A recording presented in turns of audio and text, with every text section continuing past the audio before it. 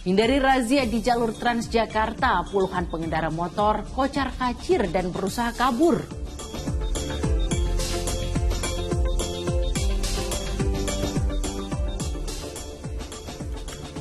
Akibat diguyur hujan deras, puluhan rumah hingga akses jalan terendam banjir.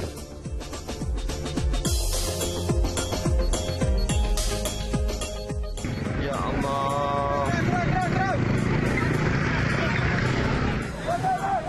Seorang pelajar tewas mengenaskan setelah terlibat kecelakaan.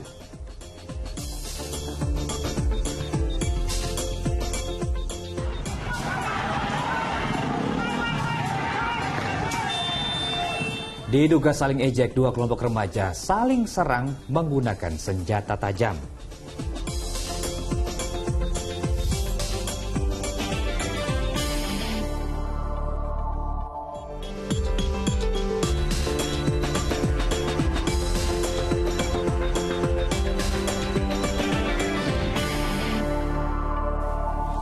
Halo, selamat pagi pemirsa. Senang sekali kami dapat kembali menyapa Anda pagi hari ini dalam program Fokus Pagi edisi Selasa 6 Juni 2023. Ya, saya Sheila Baladaf dan rekan saya Jim Darus akan menemani Anda dalam 1,5 jam ke depan di Fokus Pagi. Kita mulai informasi yang pertama pemirsa. Dari razia di jalur Transjakarta, puluhan pengendara motor kocar-kacir dan berusaha kabur di Jalan Dan Mogot, Jakarta Barat. Ya, bahkan tidak sedikit ya pengendara motor yang nyaris bersenggol dengan bus Transjakarta karena nekat memutar balik.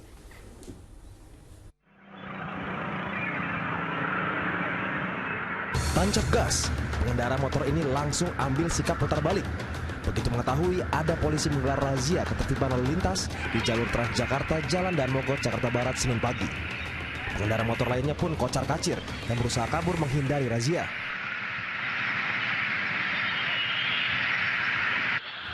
Seolah abaikan keselamatan jiwa, para pengendara motor ini nyaris bersenggolan dengan bus Transjakarta karena nekat putar balik di jalur Transjakarta.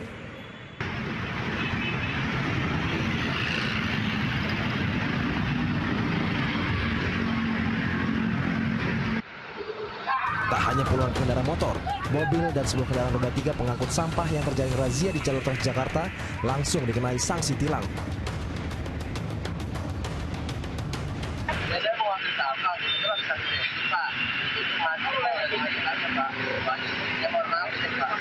Tapi tahu nggak kalau jalur busway itu dilarang?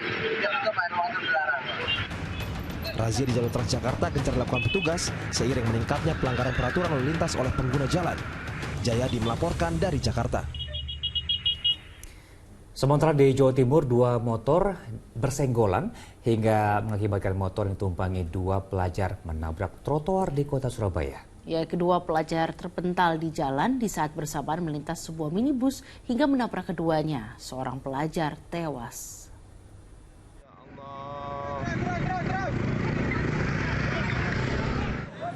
Sejumlah warga berupaya menolong dua pelajar SMA, pengendara motor yang tergeletak di Jalan Lapangan Dharma Wangsa, Surabaya, Senin siang. Pelajar berinisial BP, 16 tahun, tewas di tempat. Sedangkan temannya MF kritis akibat alami luka serius di kepala. Kecelakaan maut itu berawal saat motor yang ditumpangi kedua pelajar itu bersenggolan dengan sepeda motor di depannya. Usai bersenggolan, motor korban menabrak trotoar, namun kedua pelajar itu terpental di jalan berlawanan arah. Naas, saat bersamaan melintas sebuah minibus hingga menabrak kedua korban.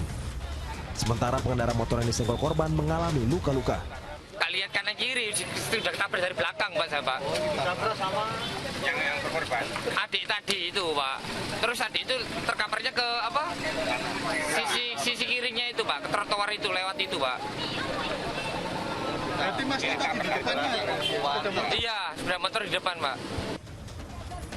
Kedua korban dievakuasi ke RSUD Dr. Sutomo. Kasus kecelakaan ini ditangani unit Laka Lantas Polrestabes Surabaya.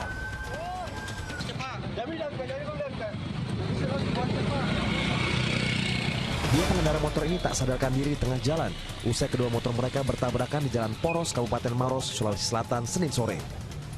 Korban bernama Daeng Sompo, pria lansia 70 tahun, bekerja sebagai tukang ojek. Keduanya menderita patah tulang dan langsung dilarikan warga ke rumah sakit terdekat untuk mendapatkan penanganan medis. Diduga, motor yang dikendarai Hairul menabrak motor Daeng Sompo di perempatan jalan saat tukang ojek itu hendak belok ke kanan. pengendara sepeda motor Honda Scoop ini bergerak dari arah Maros menuju ke Makassar. Namun pada saat mendekati tempat kejadian, dia menabrak dari samping kiri sebuah sepeda motor Yamaha Mio M3. Kasus kecelakaan itu kini tangani unit Laka Lantas Polres Maros. Tim Liputan melaporkan. Pemirsa, sebuah minibus dirusak massa setelah menabrak sejumlah motor di Jalan Tanah Sereal, Tambora, Jakarta Barat. Pengemudi, seorang pria lansia, langsung diamankan untuk menghindari amukan massa. Ini kita sih orangnya seperti mobil ribut jalan-jalan. Jauh itu yang di Tanah Sereal.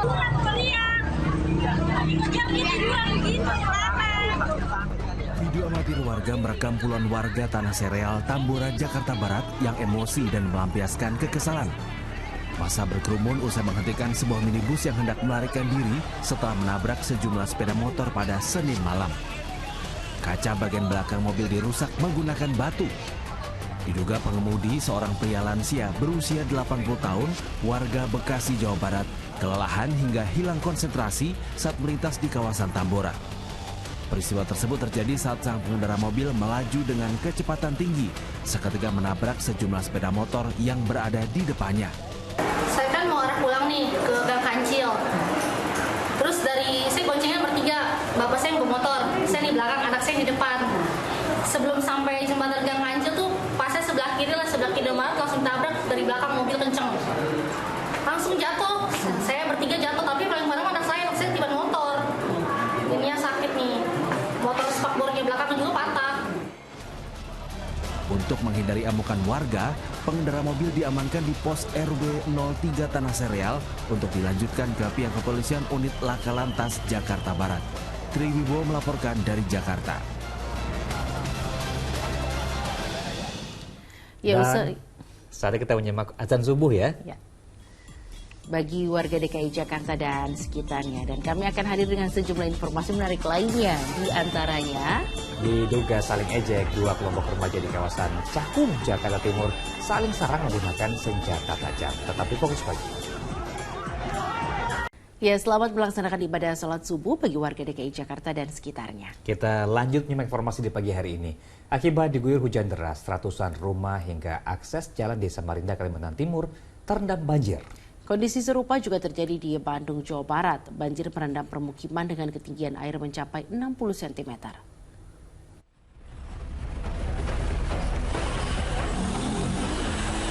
Hujan deras yang melanda kota Bandung, Jawa Barat membuat puluhan rumah di kawasan Kopo terendam banjir dengan ketinggian air mencapai 60 cm pada Senin malam. Penyebab banjir diduga karena meluapnya Sungai Citarip, serta diperparah dengan drainase yang sempit hingga banyaknya sampah yang tersumbat.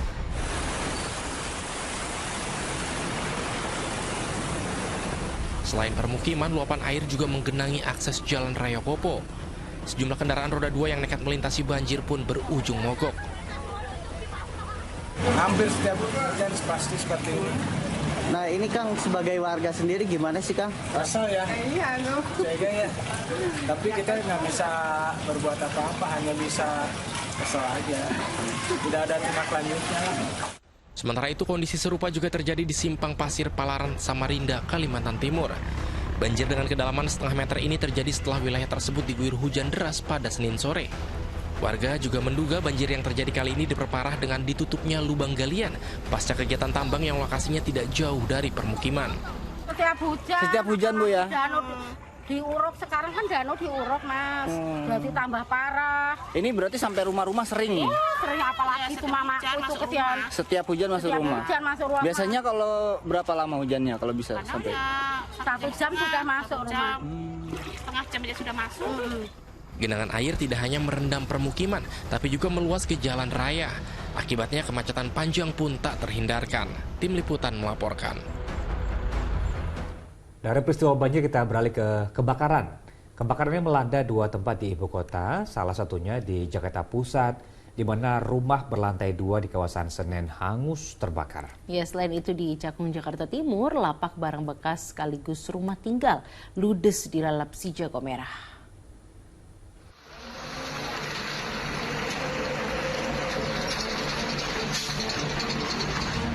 Lapak kayu seluas 150 meter di Jalan Rawa Sumur Barat, Cakung, Jakarta Timur, Senin siang terbakar. Dalam video amatir terlihat kobaran api disertai asap hitam pekat membumbung tinggi. Akibat peristiwa itu, satu unit mobil pickup yang terparkir di lokasi ikut terbakar.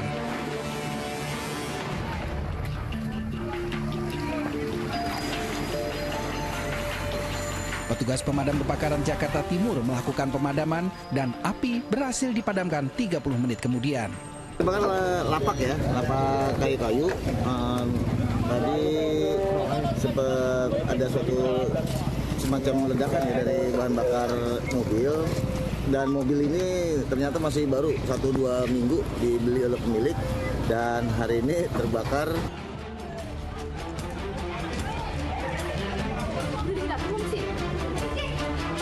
Sementara di Jalan Kawasan Bungur, Senen, Jakarta Pusat, rumah berlantai 2 terbakar. Api dengan cepat membakar rumah itu. Petugas pemadam kebakaran yang tiba di lokasi berusaha memadamkan api agar tidak merambat ke bangunan yang lain. Api berasal dari sebuah motor yang terbakar dan sebelumnya dihidupkan pemiliknya. Awalnya kan di situ ada asap kecil tuh. Nah, saya kira bakar-bakar sampah kan. Terus nggak lama saya lihat pintunya mulai kebakar. Nah, pintunya nyamber. Saya lihat dari sini nih, saya naik, ke sisi naik itu pintunya udah kebakar, sama motornya juga kebakar. Nah, motornya kayaknya meledak. Tidak ada korban jiwa dalam peristiwa tersebut, namun kerugian diperkirakan mencapai ratusan juta rupiah. Tim Liputan melaporkan. Ya, beralih ke informasi lain pemirsa, KRI Teluk Hading yang terbakar di perairan Selat Selayar kini telah ditarik ke perairan Bulukumba, Sulawesi Selatan. Kepulan asap masih terlihat dari bangkai kapal dan penyebab pasti kemunculan kembali asap itu juga masih dalam penyelidikan. Kepulan asap kembali muncul dari kapal perang TNI Angkatan Laut jenis pendarat KRI Teluk Hading setelah ditarik ke titik nol perairan pesisir Bulukumba, Sulawesi Selatan. Selama KRI Teluk Hading tertambat, kawasan ini mendapat penjagaan ketat aparat gabungan TNI Polri. Mabes TNI kini tengah menyelidiki penyebab terbakarnya kapal buatan Jerman Timur tahun 1978 tersebut. KRI Teluk Hading 538 yang membawa personil TNI 119 orang terbakar di perairan Selat Selayar pada 3 Juni lalu. Saat kejadian, kapal sedang patroli rutin di perairan Indonesia Timur.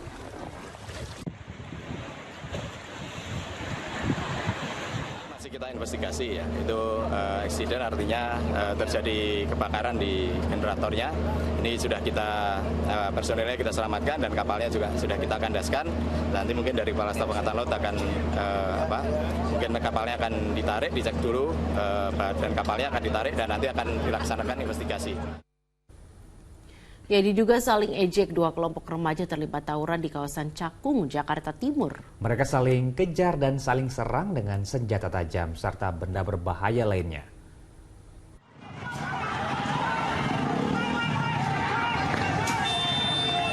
Dalam rekaman video amatir, dua kelompok remaja ini saling serang dengan senjata tajam dan benda berbahaya lainnya di Jalan Raya Bekasi, Cakung, Jakarta Timur. Salah satu remaja yang terjatuh menjadi bulan-bulanan kelompok lawannya. Kejadian pada Minggu malam itu diduga terjadi hanya karena saling ejek.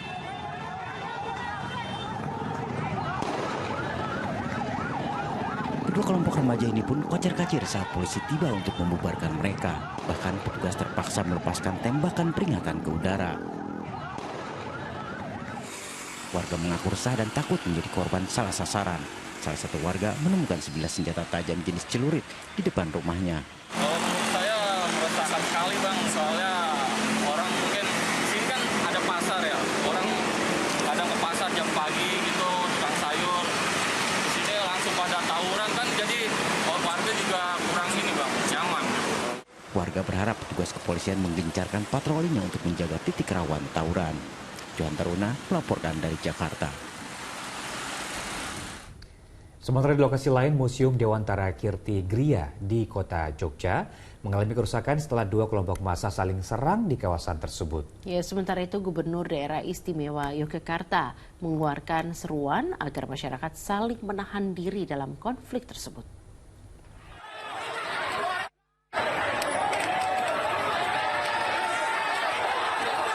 Buntut dari bentrokan antara massa sebuah perguruan silat dan supporter klub sepak bola di sejumlah ruas jalan di kota Yogyakarta, sejumlah orang diamankan polisi.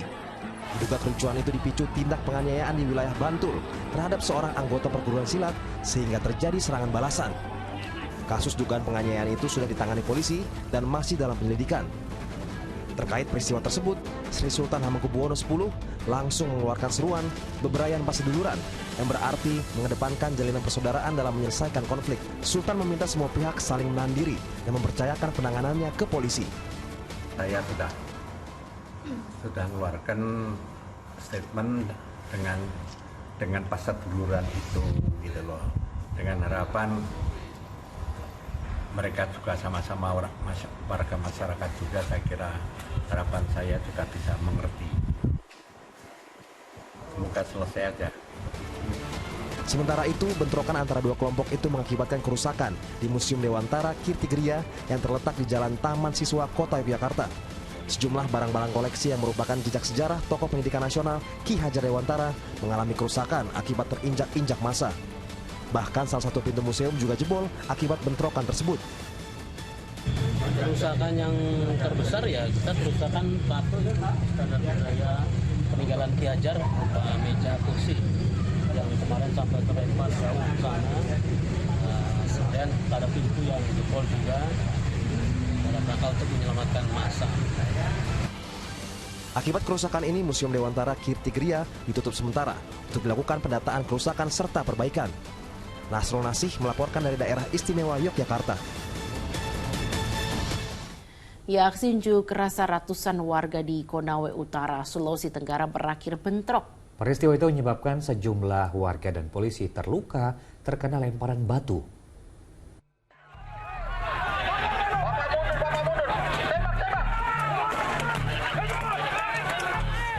Inilah bentrok antara polisi dengan ratusan warga yang berunjuk rasa di kawasan pertambangan nikel di Desa Mandiogo, Konawe Utara, Sulawesi Tenggara, Senin siang. Sedikitnya 7 polisi yang mengamankan aksi unjuk rasa terluka karena terkena lemparan batu dari massa. Peristiwa itu juga mengakibatkan seorang warga terluka.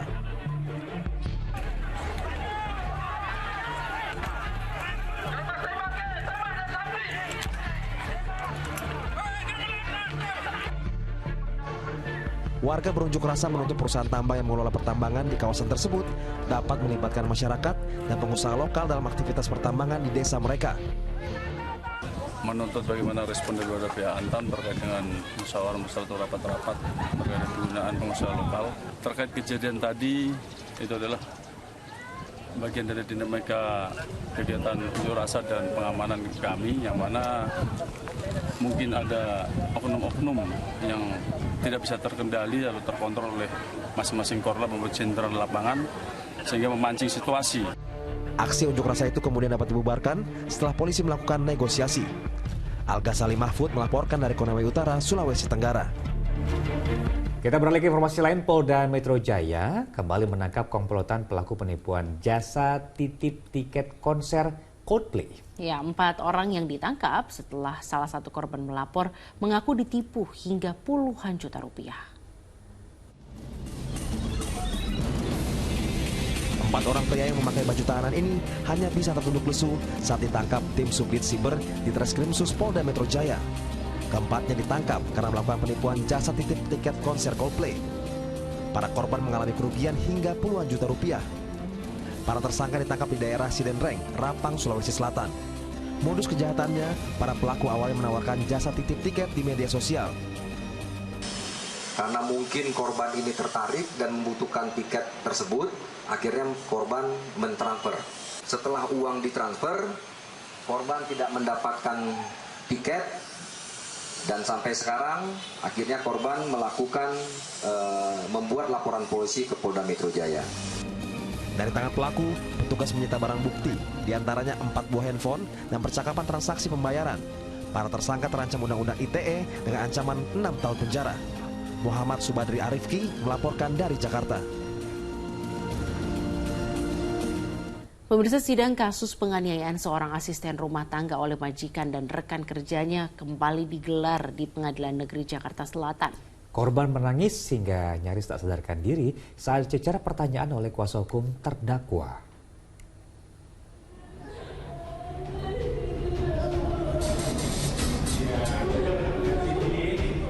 ART, asisten rumah tangga ini tak kuasa menahan tangis saat dicecar oleh kuasa hukum terdakwa dalam sidang kasus penganiayaan yang digelar di Pengadilan Negeri Jakarta Selatan Senin siang. Korban diduga menjadi korban penganiayaan majikan dan rekan kerjanya. Sidang yang menghadirkan 9 terdakwa ini beragendakan mendengarkan keterangan saksi. Sidang akan kembali dilanjutkan pekan depan dengan agenda mendengarkan keterangan saksi ahli.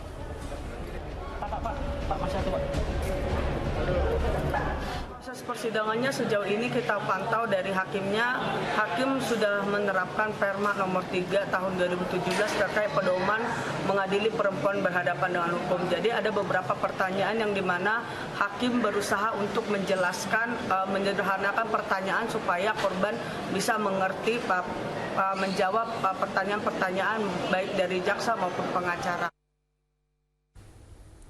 Ya, Pengadilan Negeri Jakarta Selatan menjadwalkan sidang perdana kasus penganiayaan berat dengan tersangka Mario Dandi Satrio dan Shane Lucas digelar hari ini. Dan sidang akan dibuka untuk umum. Setelah berkas perkara dilimpahkan dari Kejaksaan Negeri Jakarta Selatan, Pengadilan Negeri Jakarta Selatan telah menjadwalkan sidang perdana kasus penganiayaan berat dengan 2 tersangka, Mario Dandi dan juga Shane Lucas.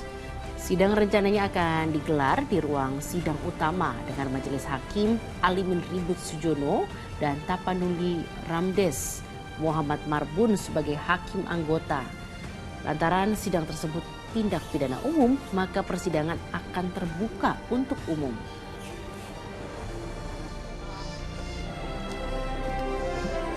Tentang hukum acara sidangnya terbuka untuk umum. Itu ya. Namun demikian, walaupun sidang terbuka untuk umum, karena di dalam perkara ini akan melibatkan keterangan saksi yang notabene adalah anak berhadapan dengan hukum, maka pada saat nanti agendanya misalkan perkara ini berlanjut ke pembuktian, tentu keterangan saksi untuk anak berhadapan dengan hukum yang masih anak-anak ini tentu akan dilakukan sesuai ketentuan hukum acaranya sidang peradilan pidana anak, maka wajib ditutup. Dari rangkaian kasus hukum kita beralih ke informasi ibadah haji. Ya, jemaah calon haji khusus dari Indonesia sudah mulai berdatangan ke Madinah, Arab Saudi. Nah, di hari pertama kedatangan sudah ada 280-an jemaah haji khusus yang tiba. Jemaah calon haji khusus asal Indonesia dari beberapa penyelenggara ibadah haji khusus atau PIHK menempati sejumlah hotel di sekitar Masjid Nabawi, Madinah, Arab Saudi. Mereka merupakan jemaah yang akan menjalankan ibadah haji melalui penyelenggara PIHK dengan biaya yang lebih mahal. Selain fasilitas hotel bintang 5, makan prasmanan, mereka juga mendapatkan maktab yang dekat dengan jamarat atau tempat lempar jumroh dengan jarak hanya sekitar 100 meter. Kemudian dari sisi masyair juga tentunya mereka juga memiliki mengeluarkan pembayaran yang juga cukup besar dibanding haji reguler, karena memang lempar jumroh mereka itu lebih dekat daripada jemaah reguler. Ya, mereka menggunakan maktab 112, 113, jadi maktab ini yang tidak jauh dari lempar jumroh itu. Untuk tahun ini ada lebih dari 18.000 kuota untuk jemaah haji khusus. Kini sudah ada sekitar 283 jemaah calon haji khusus asal Indonesia yang tiba di Madinah. Pihak Kementerian Agama tetap mengawasi layanan yang diberikan pihak PIHK kepada para jemaah ini.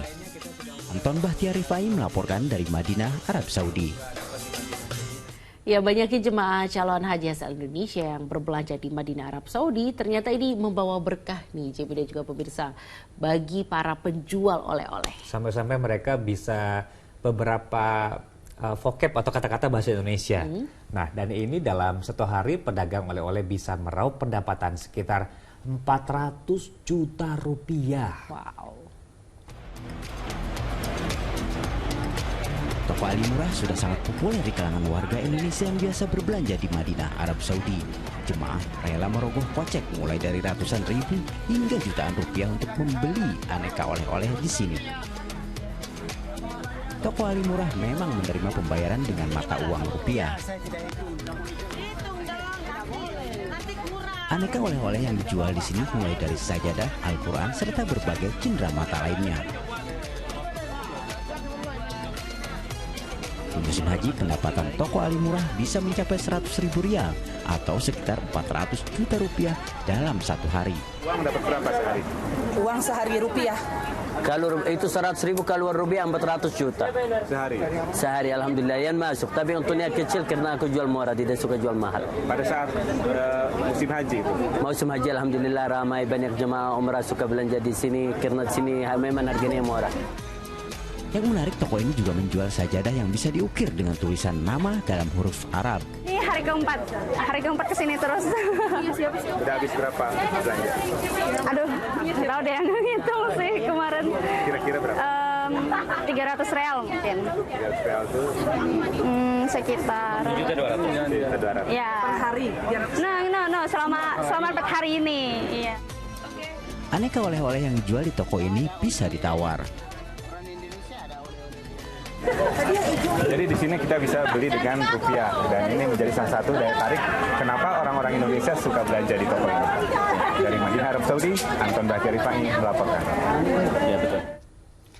Di informasi lainnya, pemirsa, banyak calon haji atau calhaj di Padang, Sumatera Barat yang terpaksa menggunakan kursi roda menuju bus yang akan bawa mereka ke bandara karena kondisi kesehatan mereka. Ya, sementara di Kabupaten Simalungun, Sumatera Utara, ujian seorang mahasiswa calon jemaah haji menyertai pemberangkatan sekitar 200-an ke asrama haji Kota Medan. Calon jemaah haji asal Kabupaten Simalungun, Sumatera Utara bergerak menuju asrama haji Kota Medan pada Senin siang. Mereka sedianya berangkat ke Tanah Suci Mekah pada Selasa pagi. Sebanyak 203 calon jemaah haji telah melalui tahapan pemeriksaan untuk dapat berangkat menuju Mekah. Uniknya, salah satu calon jemaah ada yang masih sibuk dengan ujian daring melalui Zoom. Zarina terpaksa ikut ujian semester dari kampusnya USU sebelum diberangkatkan bersama calon jemaah haji Simalungun lainnya.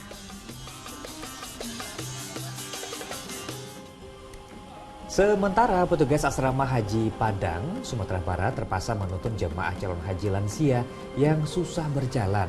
Mereka harus menggunakan kursi roda menuju bus. Bahkan petugas menggendong jemaah lansia ini untuk menaiki bus masing-masing. Ada belasan calon jemaah haji lansia Kloter 1 Padang yang susah berjalan karena faktor usia.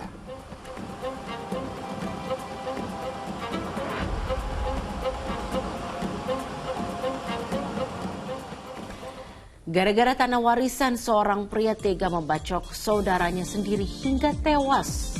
Fokus Pagi segera kembali.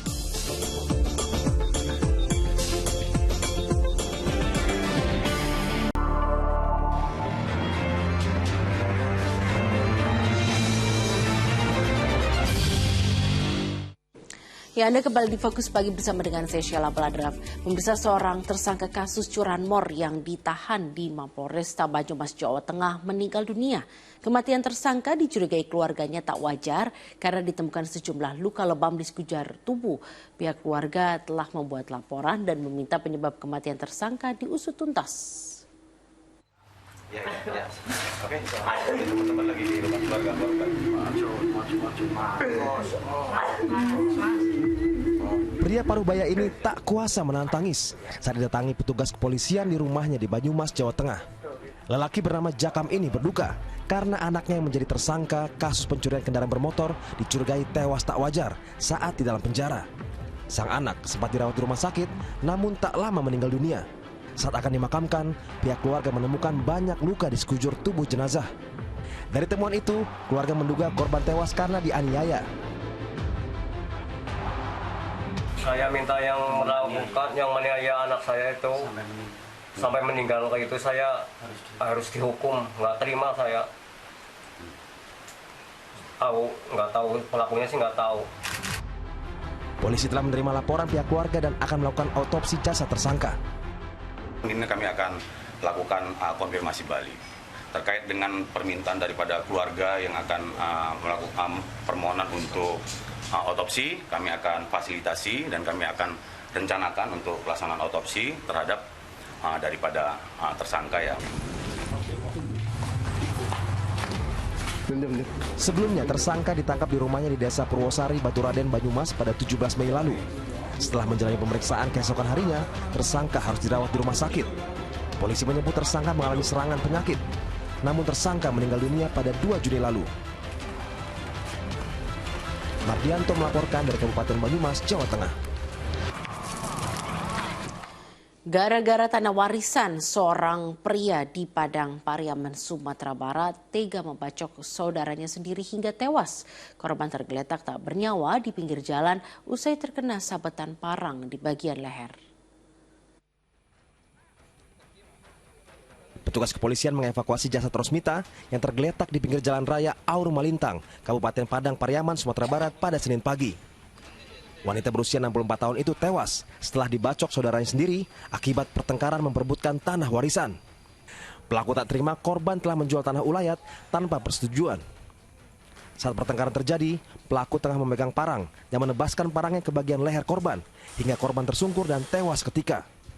Tersangka ini yang masih ada hubungan keluarga dengan korban melarang korban untuk menjual tanah kaum, tanah pusaka tinggi, sehingga terjadi cekcok mulut dan korban pada saat itu akan mencakar tersangka ini.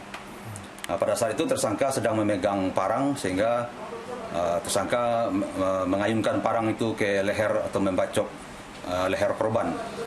Usai membacok korban, pelaku langsung menyerahkan diri ke polisi dan terancam pasal tentang pembunuhan dengan ancaman hukuman 15 tahun penjara. Arsyad Kusnadi melaporkan dari Padang Pariaman, Sumatera Barat. Seorang transpuan nekat mencuri uang dan mobil milik pelanggannya di Tambora, Jakarta Barat. Pelaku diringkus saat berada di rumah indekosnya di wilayah Lampung. Tersangka mengaku nekat mencuri mobil untuk dipamerkan pada keluarganya di kampung halaman di Padang, Sumatera Barat.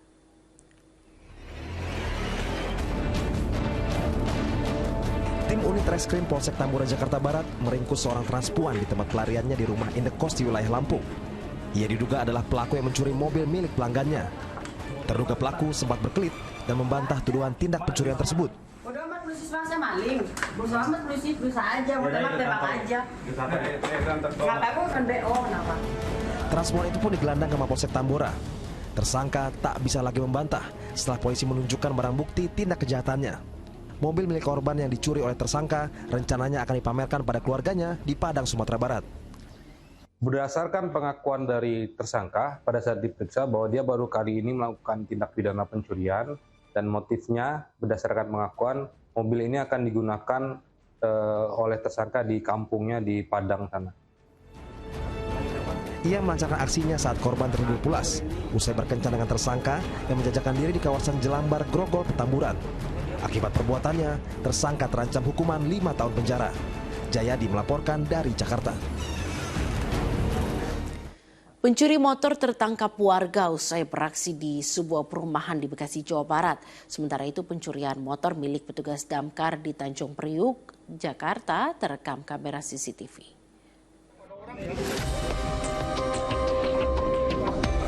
Detik-detik pencurian motor milik petugas damkar di depan rumahnya di kawasan Swasembada Barat, Tanjung Priuk, Jakarta Utara terekam kamera CCTV. Pelaku berjumlah 2 orang saling berbagi tugas.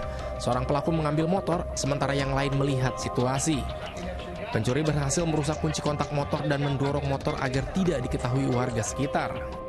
Di sana, terus pindahin ke sini, pindahin, ditutup pagarnya. Udah ditutup, udah dikunci ini mah motornya udah beres itu. Sholat ya. Pas Isya keluar, motor nggak ada. Aksi pencuri membuat warga resah sebab kehilangan sepeda motor ini bukan kali pertama terjadi. Korban akan melaporkan kejadian pencurian motor dengan membawa bukti rekaman kamera CCTV ke petugas kepolisian Metro Jakarta Utara. Maling motor nih depan RNB Fitness. Seorang pencuri motor sempat dihakimi dan dikepung massa di Jalan Raya Babelan, Bekasi, Jawa Barat. Ia tertangkap basah sedang membawa motor curian, sementara seorang pelaku lain berhasil melarikan diri. Untuk mengantisipasi kemarahan warga, tersangka dibawa ke Polsek Babelan. Awal mulanya itu maling dari rumahan bos. Kemudian mengambil motor, ketahuan sama yang pemiliknya. Kemudian dikejar dan sampai ke tempat apa ini namanya material. Nah di situ saya kira itu bukan maling, orang ribut. Ternyata begitu dicek, akhirnya kata yang mengejar ini maling Pak. Polisi masih melakukan pengejaran terhadap pelaku lain. Kasusnya ditangani petugas kepolisian Polsek Babelan. Tim Liputan melaporkan. Sebanyak 12 siswi Madrasah Ibtidaiyah swasta di Wonogiri, Jawa Tengah menjadi korban pencabulan kepala sekolah dan guru. Aksi tak pantas itu terungkap setelah salah seorang korban melapor kepada orang tuanya. Inilah penangkapan seorang kepala sekolah dan seorang guru di sebuah rumah di Wonogiri, Jawa Tengah. Keduanya diringkus polisi lantaran melakukan aksi cabul kepada para siswi di sebuah madrasah ibtidaiyah di Batu Retno. Masing-masing pelaku mencabuli 6 korban berbeda sehingga total korban mencapai 12 siswi. Dari pengakuannya, kepala sekolah telah mencabuli para siswi sejak awal tahun 2023. Sedangkan sang guru telah melakukan aksi tak senonoh sejak 2 tahun lalu. Atas perbuatannya, 2 pelaku dijerat pasal berlapis dengan ancaman hukuman maksimal 15 tahun penjara. 12 laporan polisi ya kita sasarkan kepada 2 tersangka, yaitu tersangka Emi maupun tersangka YS tadi. Kasusnya guru dan apa? Statusnya kepala sekolah dan guru. Pemirsa, polisi yang tengah melakukan patroli di jalanan kota Tangerang, Banten mendapati sejumlah remaja membawa minuman keras saat mereka berkendara di malam hari. Para remaja itu mengajukan berbagai dalih ketika diperiksa petugas.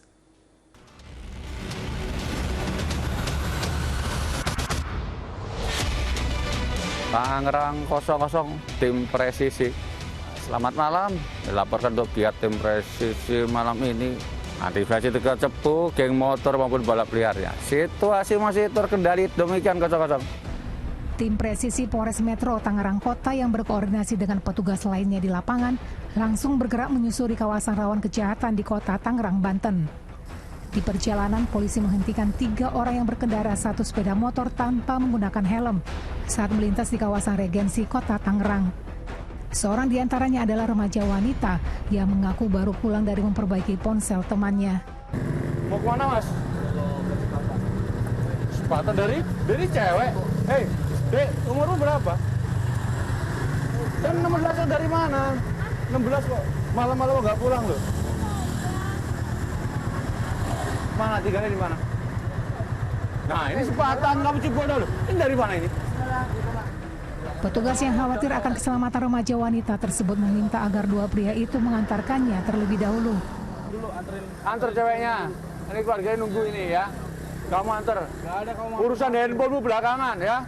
Antar dulu, udah. Tim presisi melanjutkan patroli ke kawasan Mutiara Pluit, Kota Tangerang yang biasanya menjadi tempat nongkrong anak-anak muda.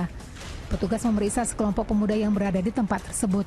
Saat melewati Jalan Mutiara Pluit, ini pihak Polres Tangerang Kota menemukan segerombolan yang kelihatannya mencurigakan. Namun saat dicek kelengkapannya atau dicek apakah mereka membawa obat-obatan terlarang, ternyata tidak ada. Saat tim presisi melintas di Jalan Kiai Santang, Kota Tangerang, polisi curiga dengan 3 remaja yang berkendara 1 motor. Saat didekati tercium aroma alkohol dari mulut mereka. Ini Mas, coba tasmu buka sini. Masih anak-anak lagi ini dapatnya. Buka tasmu. Kamu mabuk ya? Bawa mulut-mulut. Keluarin. Petugas pun memeriksa bagaimana mereka bisa mendapatkan minuman keras itu. Rame bertiga. Minum di mana? Masih kecil lu minum sih. Kamu minum di mana? Beli di mana? Di mana? Kota Bumi. Apa? Apa tadi minum apa? Ciu. Ciu? Iya. Cium dulu. Berapa bungkus kamu? 1 doang, 1 botol. Tim presisi Polres Tangerang Kota baru saja memberhentikan 3 anak yang kelihatannya mencurigakan. Saat dicek ternyata mereka membawa minuman keras, padahal mereka masih di bawah umur. Setelah mendata ketiga remaja itu, polisi meminta mereka segera pulang ke rumah. Dan tim presisi saat melintas di Jalan Gatot Subroto, Kota Tangerang, 3 remaja yang mencurigakan diperiksa. Saat digeledah, ternyata mereka kedapatan membawa minuman keras dalam kemasan plastik. Apa ini? Hah? Ini apa ini namanya? Umur masih anak-anak kayak ini beli ginian loh. Buat apa? Ketawa lagi kamu. Kamu keluarin coba. Keluarin. Berapa segini? Untuk mencegah para remaja itu mengonsumsi minuman alkohol yang dapat mendorong terjadinya tindak kriminal, petugas meminta mereka membuang minuman keras itu. Kamu buang jauhnya itu. Metuang loh. Bawa dong. Barang-barang situ, di bawah itu. Sini.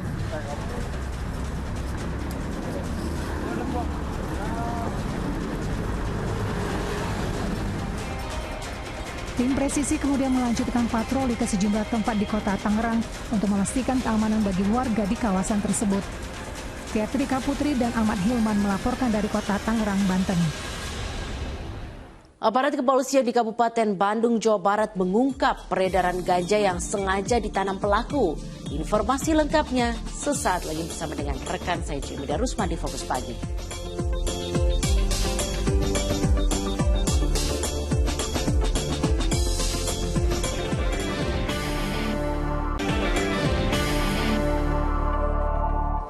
Kembali di Fokus Pagi bersama saya Jimmy Darusman. Kita lanjut menyimak informasi di pagi hari ini. Pemirsa, aparat kepolisian mengamankan 7 orang anak di bawah umur bersenjata tajam dan diduga akan tawuran di kawasan Sukabumi, Jawa Barat. Sementara di Kota Bandung, polisi meringkus 4 orang anggota kelompok bermotor karena jadi tersangka penganiayaan terhadap 2 orang remaja. Berdasarkan rekaman kamera pengawas CCTV yang menghebohkan jagat maya ini, polisi berhasil meringkus 4 orang anggota kelompok bermotor. Mereka menjadi tersangka penganiayaan terhadap 2 orang remaja di Jalan Bagus Rangin, Kota Bandung, Jawa Barat. Akibatnya kedua korban menderita luka serius. Dendam terhadap kedua korban melatar belakangi kasus penganiayaan tersebut. 2 dendam 2 kelompok motor, ya, kelompok motor M dengan G, ya, dengan G. Ini beberapa kali terjadi, memang masih terjadi di 2 kelompok ini, dan kita akan konsisten, tidak akan memberikan ruang kepada mereka untuk melakukan kekerasan. Polisi juga mengamankan 7 orang anak berhadapan dengan hukum (ABH) menyusul adanya arak-arakan anak di bawah umur yang mengacung-acungkan senjata tajam. Polisi memastikan dalam rekaman video mereka yang masih pelajar ini hendak menyerang pelajar sekolah lain. Segera mengamankan para pelaku. Muhammad Rizal dan Asep Didi melaporkan dari Bandung dan Sukabumi, Jawa Barat. Kita menuju ke Kalimantan Barat. Seorang oknum anggota TNI Angkatan Darat diduga melakukan pembunuhan terhadap seorang wanita di Kabupaten Sambas. Dan usai membunuh korban, oknum anggota TNI yang bertugas di Balikpapan itu membuang jasad mantan pacarnya di sebuah hutan. Jasad wanita yang terkubur dan sudah jadi tulang belulang di sebuah hutan menggemparkan warga Sajingan, Kabupaten Sambas, Kalbar. Diduga mayat perempuan itu berinisial SM, warga Pontianak. Sebelumnya, wanita Malang tersebut dilaporkan hilang oleh keluarganya sejak Desember tahun lalu. Setelah melakukan penyelidikan mendalam oleh polisi, korban diduga dibunuh oleh oknum anggota TNI Angkatan Darat. MS diketahui adalah mantan kekasih terduga pelaku. Usai membunuh korban, jasadnya dibuang di sebuah hutan. Jenazah korban saat ini masih di Rumah Sakit Anton Sujarwo, Pontianak, menunggu hasil autopsi. Setelah kasusnya diserahkan oleh Polres Sambas ke Pomdam 12 Tanjung Pura, oknum anggota TNI yang bertugas di Balikpapan itu kini telah ditahan. Sejumlah barang bukti terkait dugaan pembunuhan pun turut disita.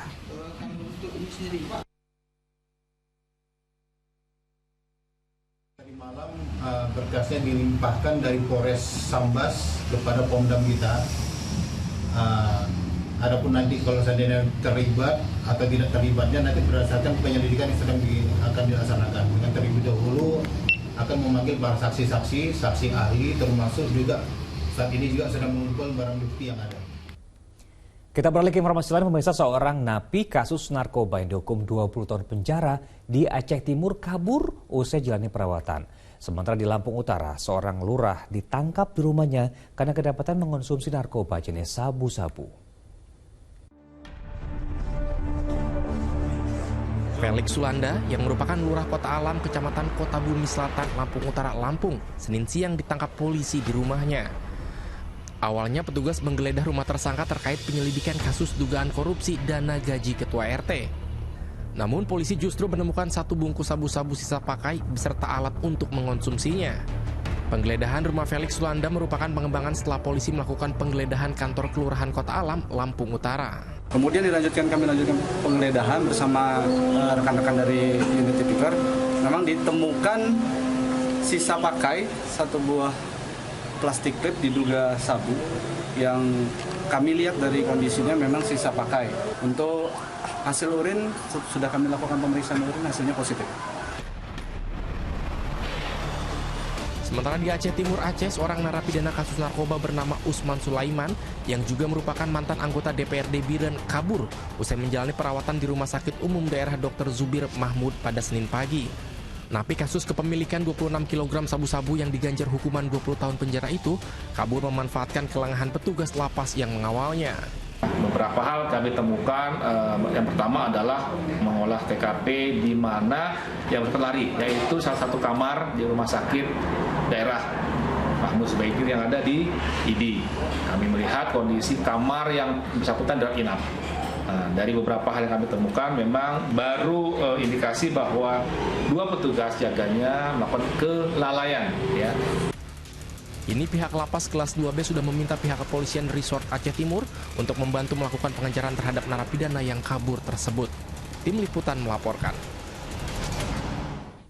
Lain lagi di Jawa Barat, aparat kepolisian mengungkap peredaran ganja yang sengaja ditanam pelaku di Kabupaten Bandung.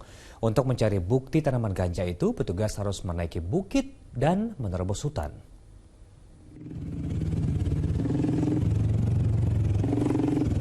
Aparat Sat Narkoba Polresta Bandung dibantu warga harus menembus perbukitan dan menerobos hutan untuk mencari barang bukti pohon ganja yang ditanam seorang tersangka di kawasan Pacet, Kabupaten Bandung.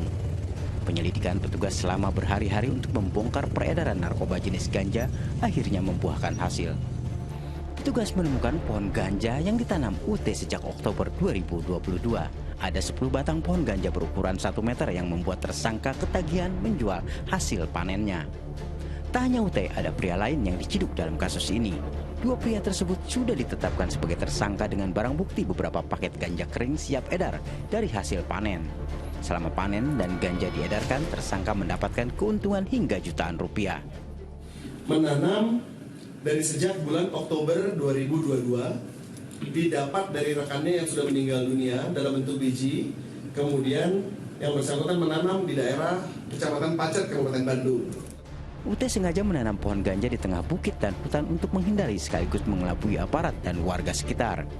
Untuk mempertanggungjawabkan perbuatannya, kedua tersangka terancam hukuman 12 tahun penjara karena dijerat pasal tentang kepemilikan atau sengaja menanam pohon ganja. Muhammad Abbas melaporkan dari Kabupaten Bandung, Jawa Barat. 9 warga negara asing atau WNA ilegal yang ditahan di rumah detensi imigrasi Pontianak, Kalimantan Barat masih belum dideportasi. Mereka belum pulang ke negara asalnya karena tidak memiliki biaya. 9 warga negara asing yang bermasalah dengan izin tinggal atau overstay terdiri dari 4 warga negara Vietnam, 2 warga negara Nigeria, 1 warga Tiongkok, 1 warga Malaysia, dan 1 warga Singapura. WNA bermasalah ini belum bisa dideportasi karena mereka belum memiliki biaya. Sementara waktu, mereka harus dititipkan di rumah detensi imigrasi Pontianak. Ke-9 WNA asing ini ditangkap petugas karena berbagai kasus pelanggaran seperti izin tinggal yang bermasalah dan mencuri ikan di perairan Indonesia. Udah expired, dia tinggal lebih dari 60 hari. Ada yang kan yang 3 tahun, itu bukan ilegal, itu bukan overstay, tapi itu ya. rencana ke depan apakah mereka deportasi? Harus dideportasi. Tapi kita kan tergantung mereka ada punya biaya nggak, kita nggak bisa maksa. Jadi kita lagi lobby kedutaan, bagi keluarganya, untuk minta supaya mereka bisa dipulangkan. Pihak imigrasi akan berkoordinasi dengan negara terkait untuk proses pendeportasian warga negara asing bermasalah. Denny Iskandar melaporkan dari Kuburaya, Kalimantan Barat.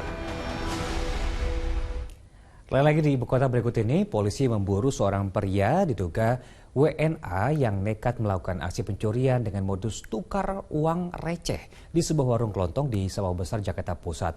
Petugas tengah mempelajari rekaman CCTV guna mendapat petunjuk plat nomor kendaraan yang digunakan pelaku.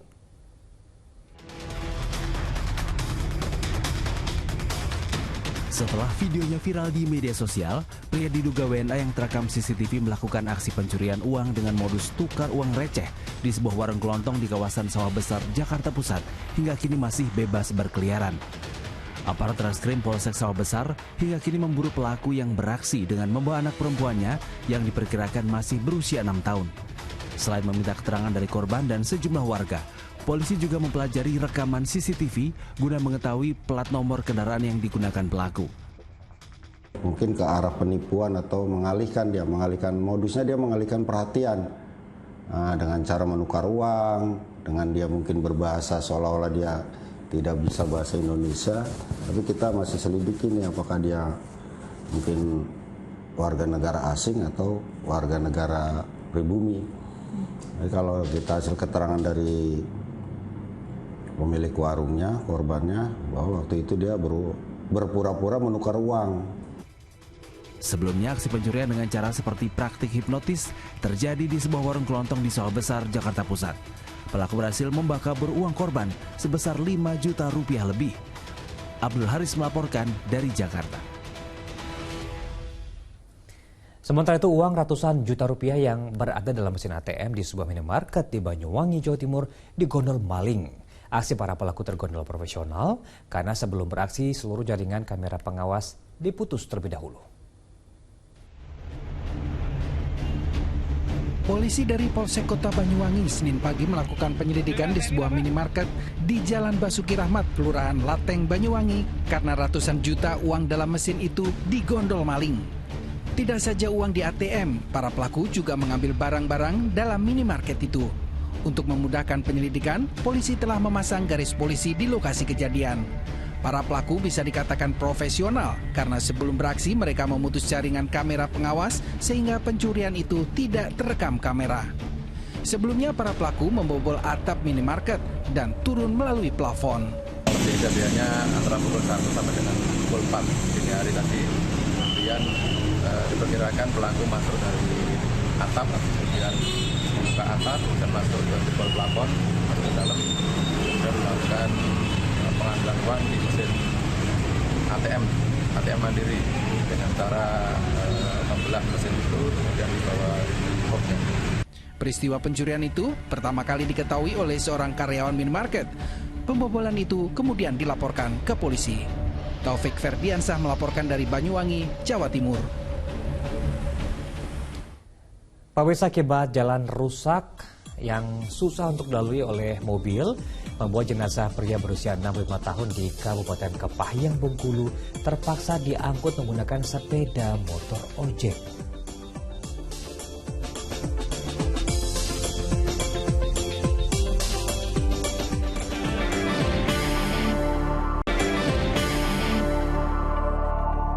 Ya, Anda kembali di Fokus Pagi bersama dengan saya Sheila Baraf. Dan saya Jimmy Darusman. Pemirsa, kita lanjut nyimak informasi di pagi hari ini.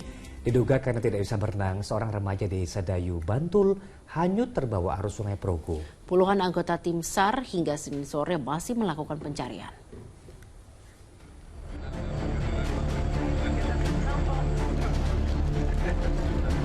Puluhan tim SAR dan relawan Senin siang menyelusuri Sungai Progo di Sedayu, Bantul, Daerah Istimewa Yogyakarta untuk menemukan seorang remaja yang sebelumnya terseret arus sungai. Untuk memudahkan pencarian, tim SAR menggunakan tongkat, jangkar, dan jaring yang diturunkan ke dasar sungai sedalam 7 meter. Peristiwa naas yang dialami oleh remaja bernama Devangga Nurraihan itu berawal saat korban bersama 6 rekannya mandi di sungai. Namun baru beberapa menit di sungai, korban langsung terseret arus karena diduga tidak bisa berenang. kita banyak menurunkan personel dan juga peralatan kita maksimalkan yang ada. Arus? Untuk arus di permukaan atau di atas cukup tenang, tapi arus di bawah lumayan kenceng. Tim SAR akan melakukan pencarian selama 7 hari ke depan dengan melibatkan 90 personel termasuk tim relawan. Masud Falevi melaporkan dari Bantul, Daerah Istimewa, Yogyakarta. Seorang tenaga pengajar pondok pesantren di Kabupaten Aceh Besar Aceh ditemukan meninggal dunia di Sungai Keruweng Aceh. Jenazah korban akhirnya ditemukan tim SAR setelah melakukan pencarian sejak Minggu malam. Jenazah pria berusia 20 tahun yang merupakan tenaga pengajar sebuah pesantren di Indrapuri, Aceh Besar, Aceh, ini ditemukan dalam kondisi tak bernyawa setelah tim gabungan melakukan pencarian dengan menyisir sungai dan sekitar lokasi kejadian pada Senin pagi. Sebelumnya, korban dengan nama Anta Kolivin sempat dilaporkan hilang oleh 2 rekannya saat ikut memancing di sekitar pesantren pada malam hari. Ia hilang setelah turun ke dalam sungai untuk melepas mata pancingnya yang tersangkut. Korban memancing, lompat ke air, didampingin kawannya, habis itu hilang. Kemudian pencarian sampai pukul 23.30 dinyatakan selesai oleh tim SAR. Besoknya hari ini pukul 8.40 sudah ditemukan. Jenazah korban langsung dievakuasi ke pondok pesantren tempat mengajar, sekaligus disolatkan di masjid pondok pesantren sebelum dibawa pulang ke Kabupaten Biren, tempat asal korban untuk dimakamkan. Mukhtaruddin Yaakob melaporkan dari Aceh Besar, Aceh. Kita beralih ke informasi lain, pemirsa. Jalanan atau infrastruktur yang rusak parah menjadikan kegiatan warga terhambat, bahkan diantaranya menjadi lumpuh. Ya, seperti di Kabupaten Kepahyang, Bengkulu, ini akibat jalan rusak. Jenazah pria berusia 65 tahun terpaksa diikat untuk diangkut menggunakan sepeda motor.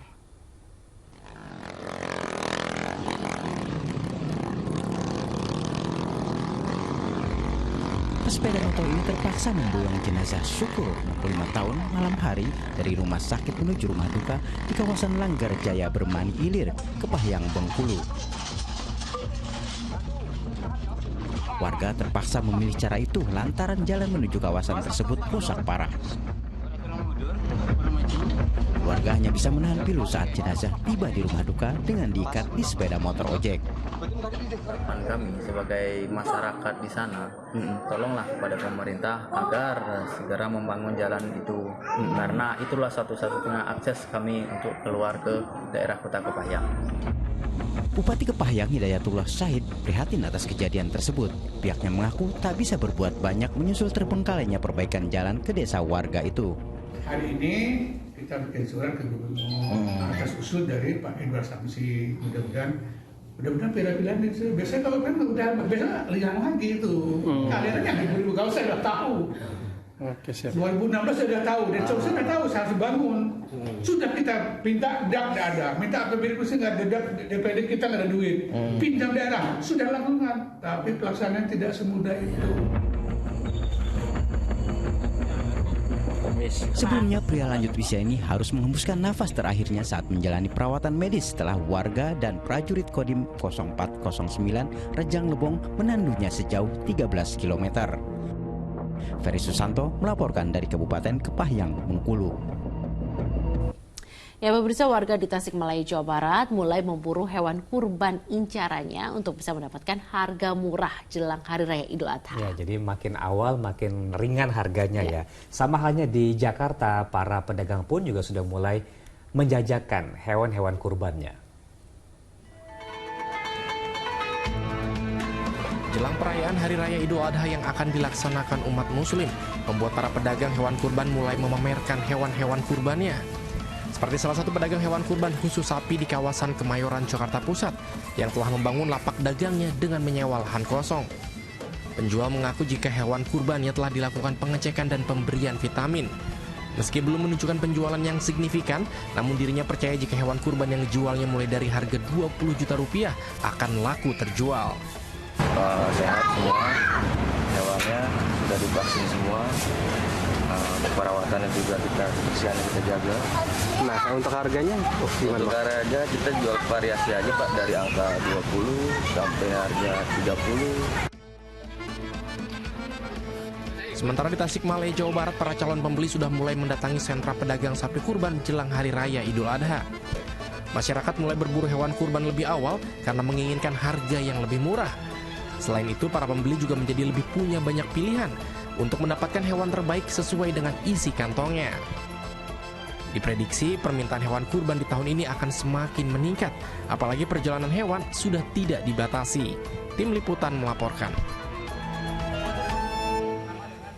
Kita beralih ke informasi lain, pemirsa. Lembaga survei LSI Denny Januar kembali menyuguhkan hasil surveinya terhadap bakal calon presiden. Dan ini ya, Prabowo Subianto mengungguli Ganjar jika Anies gagal capres. Nah, sementara kegiatan baca pres dan partai politik terus menghangatkan situasi jelang pemilu dan Pilpres 2024. Pertemuan petinggi Partai Amanat Nasional dan Partai Gerindra berlangsung di kawasan Warung Buncit, Jakarta Selatan hari Senin. Selain menjadi ajang silaturahmi politik kedua parpol, pertemuan ini juga membahas berbagai hal aktual dan penting mengenai pemilu 2024, termasuk sistem pemilu terbuka. Bahkan peluang kerjasama politik nama capres dan cawapres pada pemilu presiden 2024 tak luput dari pembahasan. Sementara baca pres PDIP yang juga Gubernur Jawa Tengah Ganjar Pranowo menggelar pertemuan bersama para kepala desa. Dalam sarasehan ini, selaku Gubernur, Ganjar memastikan pihaknya mengejar target menurunkan angka kemiskinan ekstrim dan stunting pada akhir masa jabatannya, dan kepala desa menjadi ujung tombak yang diandalkan dalam pencapaian target tersebut. Sedangkan lembaga survei LSI Denny JA menggelar survei simulasi jika Anies Baswedan gagal mendapatkan tiket untuk maju sebagai calon presiden di pemilu 2024. LSI memastikan Prabowo Subianto akan mengalahkan Ganjar Pranowo.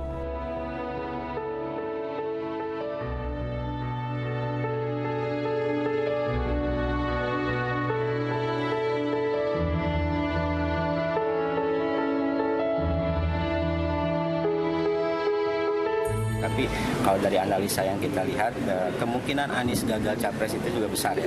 Misalnya kita lihat latar belakangnya, terutama ke partai-partai koalisi pendukung Anies. Kalau kita lihat untuk Demokrat sendiri, ini saat ini juga sedang bertarung di MA, yaitu kubunya Muldoko mengklaim bahwa punya bukti baru ya, bukti baru yang bisa mengalahkan Demokrat ke pengurusan AHY yang saat ini. Kemudian juga kasus-kasus hukum yang menerpa Nasdem, kemarin juga kebetulan Pak Joni G. Plate ya sebagai sekjen dari Nasdem itu sendiri. Lembaga survei LSI Denny JA juga memastikan kemenangan Prabowo head-to-head dengan Ganjar lantaran para partai pendukung Anies seperti PKS, Demokrat, dan Nasdem kemungkinan besar akan merapat ke Prabowo. Tim Liputan melaporkan.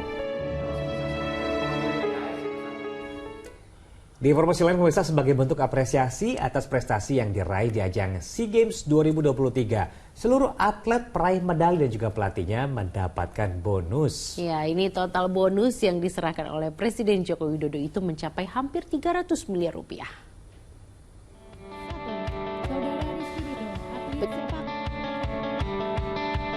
Raih medali dan pelatih dalam ajang SEA Games 2023 di Kamboja dilangsungkan di halaman Istana Merdeka Jakarta Senin sore. Kepada para atlet dan pelatih, Presiden Joko Widodo menyampaikan kebanggaannya karena peraihan medali melebihi target yang ditentukan oleh Menteri Pemuda dan Olahraga Dito Aryo Tejo. Dan pada SEA Games 2023 di Kamboja, Indonesia meraih 87 medali emas, 80 perak, dan 109 medali perunggu. Padahal targetnya minimal emas, 69 keping medali. Jumlah atlet dan pelatih yang mendapatkan bonus sebanyak 270 atlet dengan nilai mencapai 500 juta rupiah. Total bonus yang diberikan mencapai 289 miliar rupiah.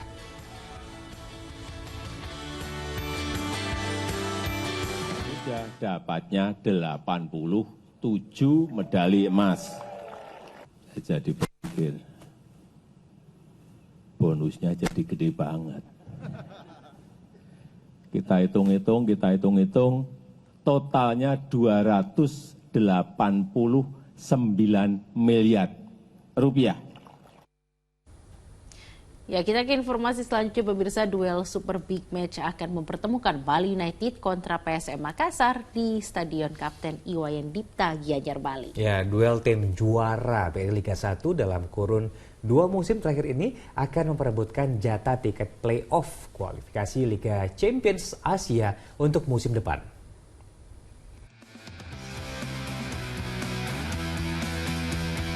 Duel dua tim raksasa tanah air akan tersaji di Stadion Kapten Iwayan Dipta, Gianyar, Bali pada Selasa malam yang mempertemukan Bali United kontra PSM Makassar dalam laga play-off Liga Champions Asia 2023-2024. Juku Eja menyandang predikat sebagai juara BRI Liga 1 musim ini, sedangkan Serdadu Tridatu adalah sang juara di musim sebelumnya. Jelang laga nanti, tim tamu telah melakukan berbagai persiapan untuk bisa meraih kemenangan dan menjadi wakil Indonesia di kompetisi tertinggi Asia. PSM telah menambah amunisi baru dengan mendatangkan Adilson Silva dan Kike Linares. I think another win in the stadium against Bali. So last season we break a lot of negative records. Sementara di kubu seberang, Bali United terus berbenah dengan memperbaiki fisik para pemain hingga mematangkan taktik permainan. Bali United juga mendatangkan penjaga gawang baru Edilson Maringa dari Arema FC untuk memperkokoh barisan pertahanan. Pemain kerja keras dalam latihan, kita harus kerja keras dalam tim PSM yang tim bagus, tapi saya pikir mudah-mudahan stadium bisa penuh, terus dan supporter bisa kasih semangat penuh buat pemain kita bisa menang. Terima kasih. Laga play-off Liga Champions Asia 2023-2024 akan berlangsung dalam 2 leg. Leg pertama akan digelar malam ini di Stadion Kapten Iwayan Dipta, Gianyar, sedangkan leg kedua akan dilangsungkan di kandang PSM Makassar pada 10 Juni di Parepare, Sulawesi Selatan. Arianto Hutapea melaporkan dari Gianyar, Bali. Ya, saksikan Champion of Champions Road to AFC Club Competition leg 1 di mana Bali United versus PSM Makassar. Nah, malam ini pukul 18.00 waktu Indonesia Barat, live eksklusif tentunya hanya di Indosiar dan di video. Yeah. Kita ke informasi selanjutnya pemirsa. Per Juni 2023, pemerintah melalui Badan Pengawas Perdagangan Berjangka Komoditi Indonesia meluncurkan Bursa CPO. Tujuannya agar Indonesia memiliki patokan harga minyak sawit.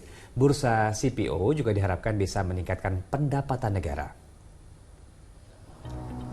Kementerian Perdagangan menggelar acara konsultasi publik kebijakan ekspor CPO melalui Bursa Berjangka di Indonesia di Auditorium Kemendak, Jakarta. Menteri Perdagangan Zulkifli Hasan, Kepala Bapepti dan juga para pengusaha sawit hadir dalam acara yang membahas Bursa Berjangka Komoditas CPO dengan target rilisnya Juni tahun ini. Ya, dengan berjalannya bursa CPO, Indonesia berdaulat menentukan harga minyak sawit sendiri dan juga diharapkan bisa meningkatkan kinerja ekspor CPO dan pendapatan negara melalui pajak ekspor.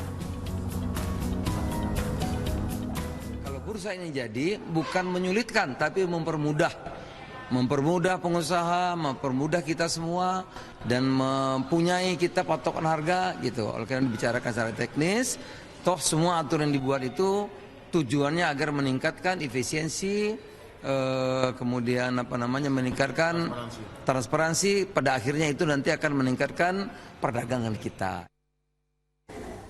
Dan masalah laporan tadi sekaligus menutup jumpa kita dalam Fokus Pagi edisi hari ini. Ya, usai Fokus Pagi, jangan lewatkan untuk menyaksikan program Magic 5. Mewakili tim redaksi dan kerabat kerja bertugas, saya Sheila Baladra. Dan saya Jamie Darusman. Kita berdua pamit undur diri pemirsa. Selamat pagi, selamat mulai aktivitas Anda. Dan sampai jumpa.